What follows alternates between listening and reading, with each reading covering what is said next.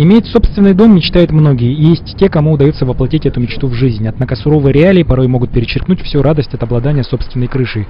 Уже неделю из-за отсутствия электричества семья Александра Румянцева, проживающая на 9-м километре Покровского тракта в районе кооператива «Росинка», не может находиться в собственном доме. Без электропитания не работает насос системы отопления. Сейчас насос из-за отсутствия электричества не работает, и общая температура дома упала, конечно. Детей пришлось бабушке отвезти, потому что тут ночую в дальней комнате, там довольно холодно. Как в холодильник ты залез бы, плюс там 6 примерно градусов, так и сплю еле-еле.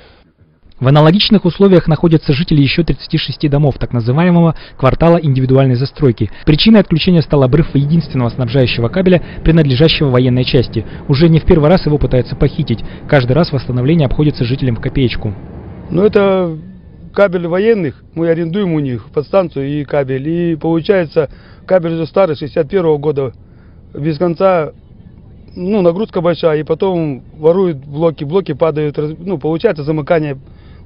Кабель горит очень, и поэтому получается, выбивает у них. А сколько в среднем уходит на ремонтные работы средств? От 15 до 30, это только если один порыв. А если 2-3 порыва, как вот сейчас, уже больше недели получается. Во-первых, найти порыв не можем, надо заказывать станцию просвечивающую. Это все деньги же получается. И спайка тоже, люди с бесплатностью никто не будет паять же. Нанимаем же. И вот как договориться, от 15 до 30 тысяч одна спайка. Других возможностей подключения к электросетям у жителей кооператива «Росинка» и владельцев ИЖС нет. Обращения в окружную администрацию Якутскэнерго пока не дали результат. У нас есть председатель Ковякин Виктор Иннокентьевич, он обращается. Уже который год ставит вопрос энергоснабжения от Якутэнерго. Что отвечает? Отвечает, в прошлом году была федеральная программа по энергоснабжению автодорожного округа.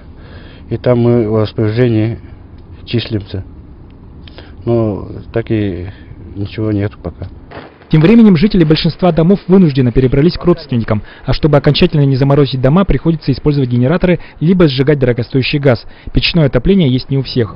Генератор одолжил у товарища, но японская техника не выдерживает наши морозы, замерзает он, не заводится, поэтому проблема. Это такое временное решение. Пока бензин не кончится, как говорится. Еще куда ни шло, тут хотя бы система не замерзает. Как-то так она.